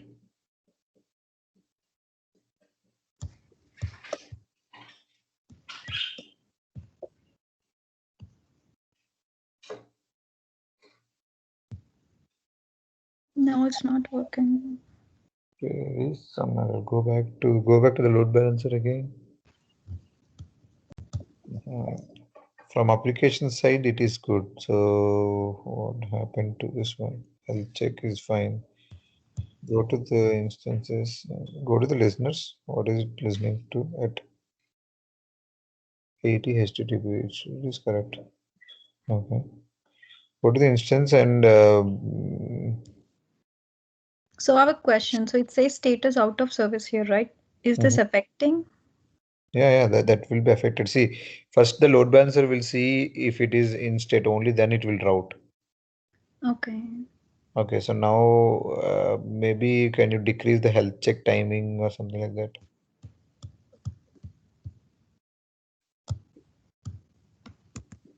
Make it 15 seconds. If you can do 5. And no, wait, healthy threshold, make it 2. Yeah, it's in 2. Healthy. Oh, healthy. Okay. This should be good, right? Yeah.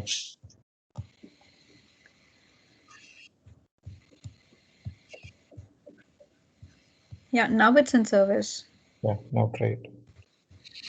Yeah, see that is a problem for you. Said like check for 10 minutes for every 30 seconds. 10, it will check for 10 times for every 30 minutes. That means how much it is, like 5 minutes it will take for you to get updated.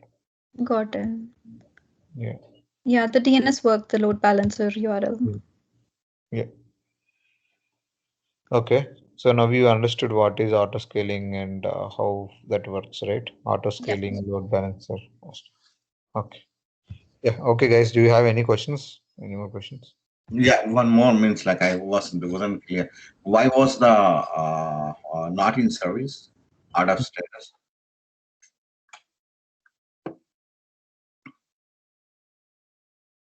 What is that question? Can you repeat the question again, please? What was the reason that was still was showing that like was not in service or not in status? Okay. So you are in the class, right? Yes, yes. What did we do just now? Health checkups? Yeah. Healthy threshold, and we change some, make some. Yeah. Just now I have explained. Mhm. No, no, no. I want to know what was the reason it was there before. So what went wrong? Then it was showing that like Yeah, uh, that's what I was saying. Just now I have explained. It was 10 seconds. Okay, so 10 minutes for 30 seconds. That means for every 30 seconds, it will check whether it can connect to the service. How many times it will check? 10 times. That is how much time? 5 minutes. So you need to wait for 5 minutes until it will go to the in service, and then the load balancer will route. Load balancer will only route when it is in service. okay. So if that problem occurs, then we have to do this kind of stuff, right? We have to check what is the values in there.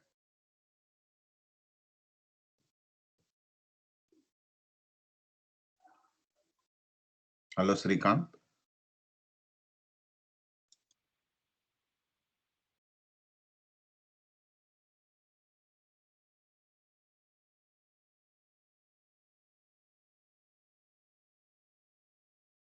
Hello. Hello. Hey, Shrikant. Yeah. What was the question? No, I think it was Yusuf who was asking some questions to you. Yeah. What is that? His voice was breaking. Yeah. Yeah. What is that question, Yusuf?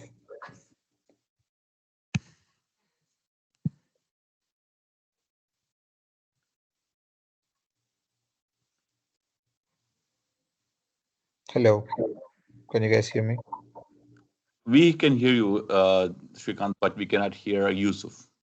Okay. So what is the Yusuf question? Did you were able to hear his voice? No, you just Is Yusuf on the call? Yeah. The Ajmal and Yusuf are the same user. Okay. That's fine. Anyone else have any questions? Lena, you're able to understand the class, right? Load balancer. Lena and Salma, anyone can you guys respond?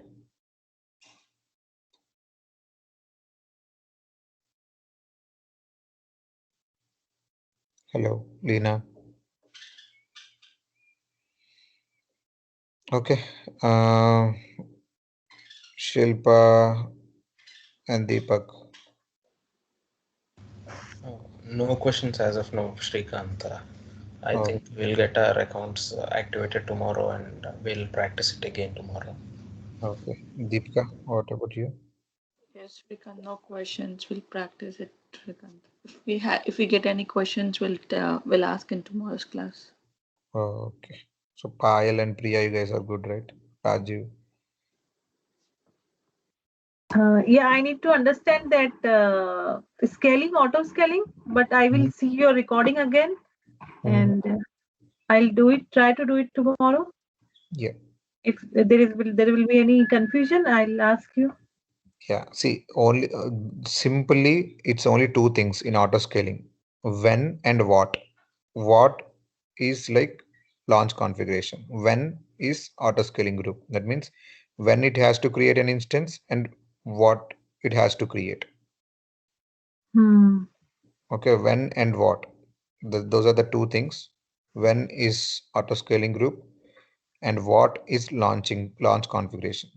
In Okay. what you will get all the details of the instance. So auto scaling is nothing but when and what, which is launch configuration and auto scaling group. Okay. Okay. Yeah, that's fine. You can leave for today. Thank you guys. Thank you, Shrikant. Thank Have a you good so night. much. Yeah, Thank you, Srikant. Mhm. thanks, Shrikant. Yeah, thank you. Bye. Thank you, Shrikant.